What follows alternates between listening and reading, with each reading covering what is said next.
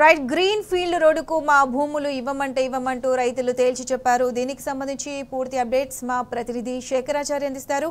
శేఖరాచారి, చెప్పండి.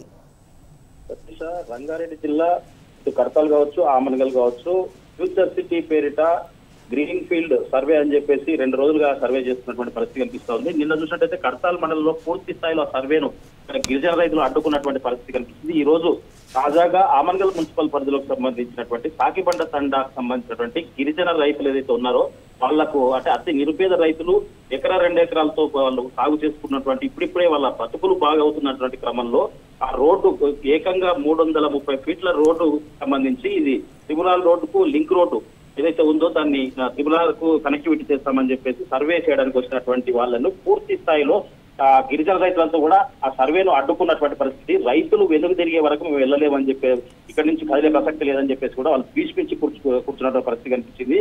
అయితే వీరందరికీ కూడా ఇక్కడ స్థానికంగా ఉండేటువంటి బీఆర్ఎస్ నేత, మున్సిపల్ టౌన్ ప్రెసిడెంట్ బీఆర్ఎస్ నేత పత్యానాయక్ కూడా పూర్తి స్థాయి వాళ్ళకు మద్దతు పలికినటువంటి పరిస్థితి కూడా కనిపించింది.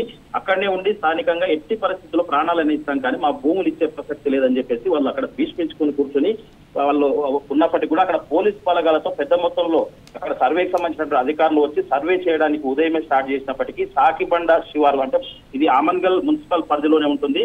ఈ తండాకు సంబంధించినటువంటి గిరిజనులు దాదాపు చాలా 50-60 మంది రైతులు అక్కడికి వచ్చేసి వందలాది మంది రైతుల మద్దతుతో మాకు అంటే పూర్తి స్థాయిలో దాని మీద ఆధారపడి ఉన్నాం, ఉపాధి పొందుతున్నాం, మా పిల్లల బతుకు తెరువు, మా భవిష్యత్తు అంతా కూడా దీని మీద ఆధారపడి ఉంది. ఏకంగా ఉన్నటువంటి 1-2 ఎకరాల్లో ప్రభుత్వం రేవంత్ రెడ్డి లాక్కుంటే మా పరిస్థితి ఏంటని చెప్పేసి కూడా వాళ్ళు ఆవేదన చెందుతున్నట్టు పరిస్థితి కనిపిస్తా ఉంది, ఆగ్రహం వ్యక్తం చేస్తున్న పరిస్థితి కనిపిస్తా ఉంది. ఈ ఎట్టి పరిస్థితుల్లో మేము ఏదేమైనప్పటికీ మేము ఉపాధి పొందుతున్నాం ఇప్పుడిప్పుడే కాబట్టి ఇట్టి భూమిని మీరు లాక్కునే ప్రయత్నం చేస్తే మేము ప్రాణాలైనా ఆర్పిస్తాం కానీ భూమి దగ్గరికి రావాల్సిన అవసరం లేదు. మాకు ఎలాంటి నోటీసులు లేకుండా ముందస్తు సమాచారం లేకుండా మేము మా భూములకు ఎట్లా వస్తారని చెప్పేసి కూడా అధికారులు వచ్చినటువంటి అధికారులను నిలదీసినటువంటి పరిస్థితి కనిపించింది. మీరు చేస్తున్నటువంటి డ్యూటీలకు ఉన్న ఫలంగా మేము వస్తే మీరు ఏం చేస్తారని చెప్పేసి కూడా వాళ్ళని ఎదురు ప్రశ్నించినటువంటి పరిస్థితి కనిపిస్తా ఉంది.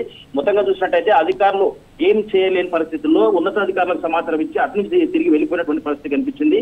మొత్తంగా చూసినట్టు ఈ రోజు కాదు, రేపు కాదు, ఎప్పుడైనా సరే సర్వే చేయాల్సిన పని లేదు. మాకు ముందస్తు సమాచారం ఇవ్వాలి. ముందుగా ప్రజలకు సంబంధించినటువంటి గ్రామంలో ప్రజా తీర్పు సంబంధించినటువంటి ఒక మీటింగ్ అరేంజ్ చేయాలి.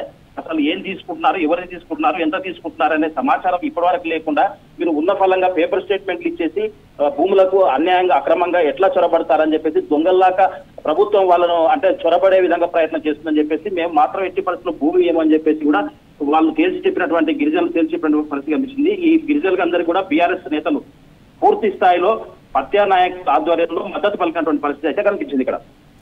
Right Shekharachari, thank you.